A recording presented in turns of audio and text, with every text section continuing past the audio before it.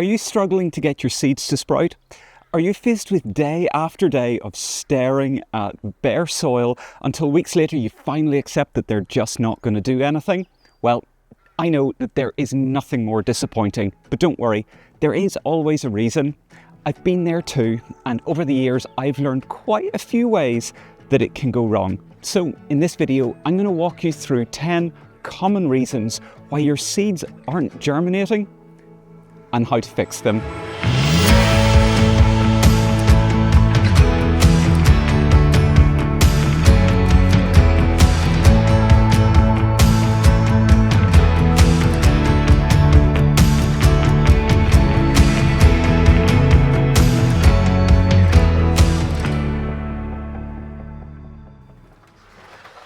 Hey everyone, how's it going? And welcome back. Let's kick off by talking about the seeds themselves that you're sowing. Because if you can tick off these next 3 mistakes, then you're off to a really good start. And to begin with, did you know that seeds don't actually last forever? They lose viability, and viability is the ability of the seed to germinate and grow, and they lose that over time. Some things like parsnips and onions actually lose their viability really quickly, as quick as maybe a little over a year, while other things like tomatoes can last 5 years or more if stored properly. The older the seed, the lower the germination rate. If your seeds aren't sprouting, check their age. You can also do a little simple germination test before you sow all of your seeds by just placing a few seeds on damp paper towels inside a plastic bag and keeping them warm.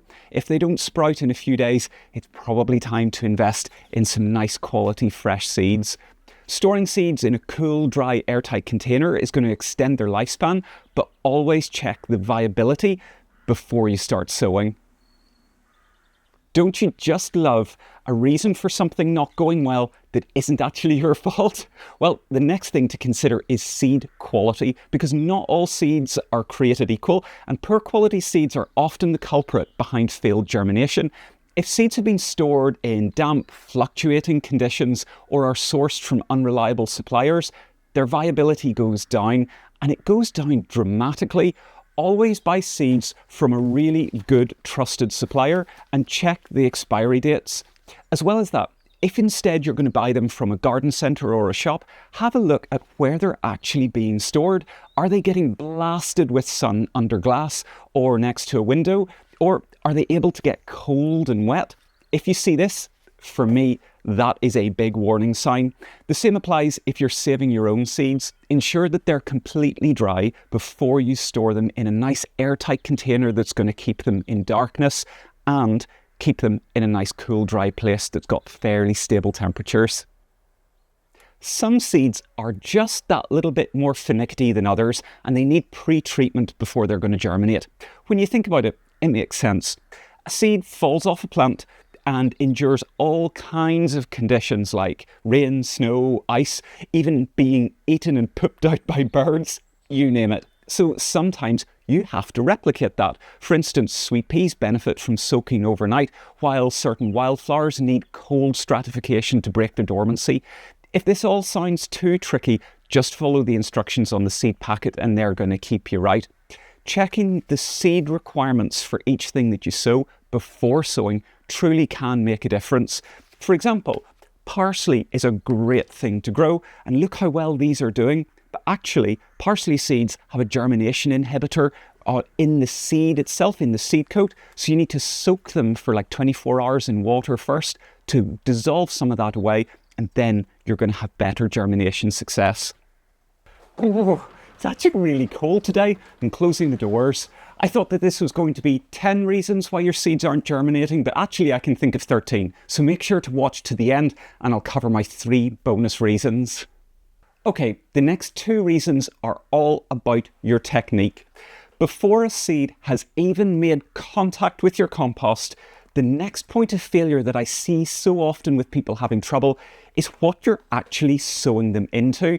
Now, some seeds are super unfussy and some want Goldilocks compost where everything is just right. But the main thing to look for is particle size. Compost that's labelled as seed starting or fine grade will ensure that it's this light, crumbly and free of large particles. that can obstruct tiny roots.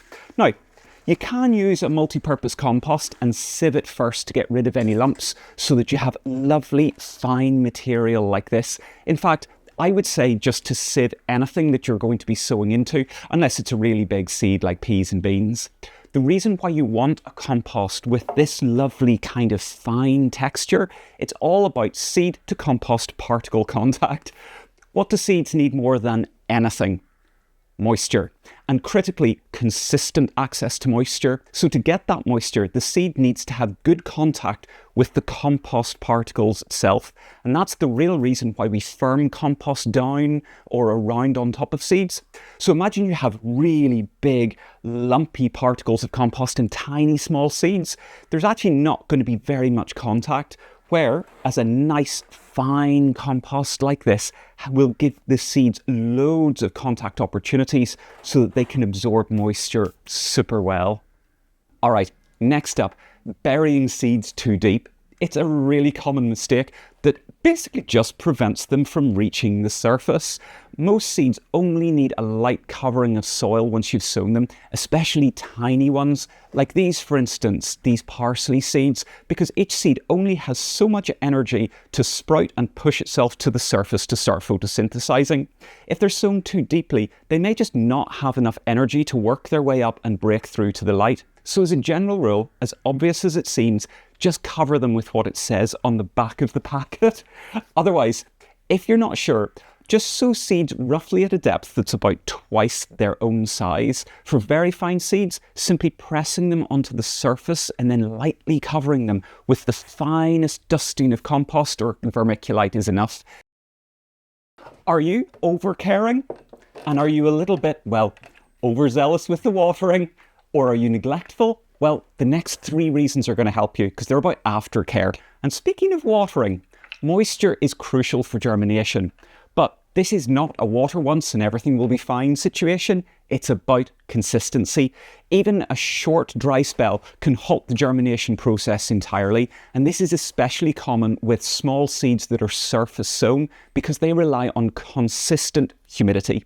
If the soil dries out at any stage, the embryo inside that seed can become damaged, making it impossible to recover. Keep the soil evenly moist but not waterlogged by misting it with a spray bottle or covering the seed trays with a clear propagator cover. If you're sowing outdoors, consider covering the area with a thin layer of fleece or cardboard to retain moisture.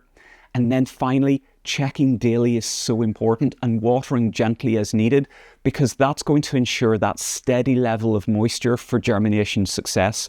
Look, I've left these to dry out. They're not exactly doing great, are they? Now, the flip side of that is overwatering.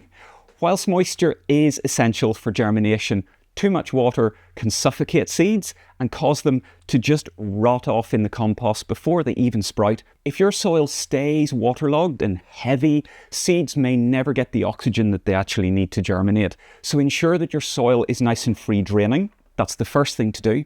If you're using seed trays, make sure that they have drainage holes. It's so important. And then avoid heavy watering. Instead, I do prefer to either water from below or using a mist sprayer like this. If you water from the bottom by setting pots into a tray, that's great. But just make sure to let the water really drain away. If you suspect overwatering, let the soil dry out just a little bit more before watering again.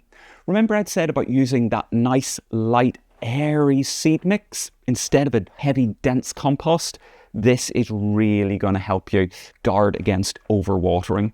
So skip back to my recommendation a few bits ago, go with that. Aftercare isn't just about watering.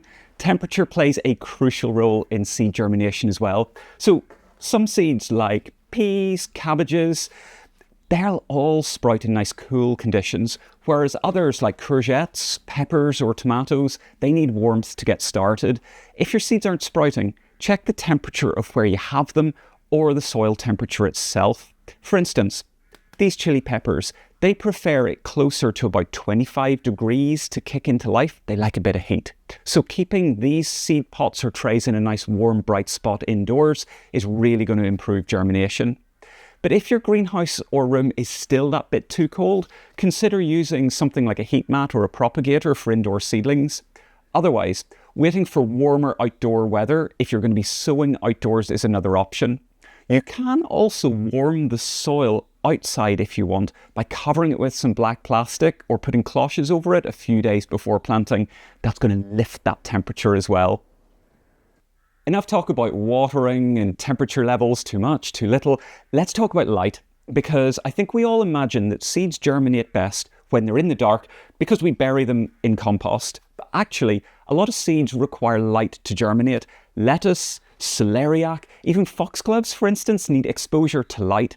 So always, again, check the seed packet for guidance. If seeds need light, what does that mean and what does it look like? Well, what it means is simply pressing the seeds onto the surface of the compost or soil and then only adding the very lightest dusting of compost onto the top. Just imagine like icing sugar on a cake. Alternatively, you can use vermiculite or perlite because they let light through and keep the compost surface moist. Using artificial grow lights or indoor seed starting can also ensure that they get the right conditions from the beginning, and that's also going to help them stop being leggy once they sprout. It's certainly what I do. I keep them indoors under a grow light. That really helps them. Reason 10.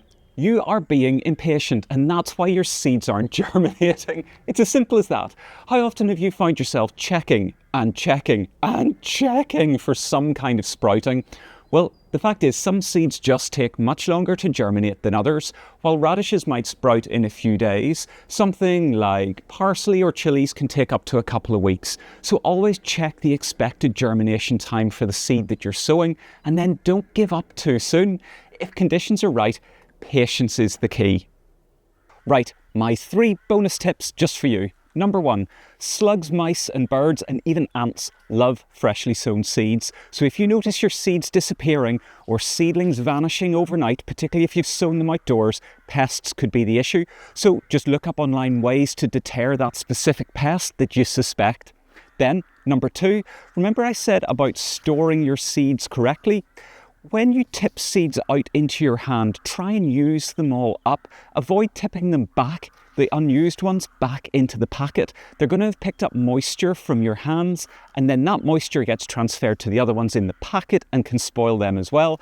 And then finally, number 3, if you're starting heat-loving seeds in a propagator like courgettes, those warm, moist conditions can lead to fungus and diseases that take over the compost, kill your seeds and kill your seedlings. So for those things, I like to sterilize the compost before I use it.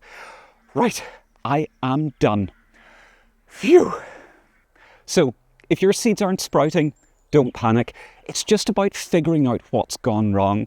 And now that you've got your seed sowing figured out, it's time to put it into practice. Here's a video that's going to give you some great ideas and inspiration of lovely things to grow right now. And until next time, see you later.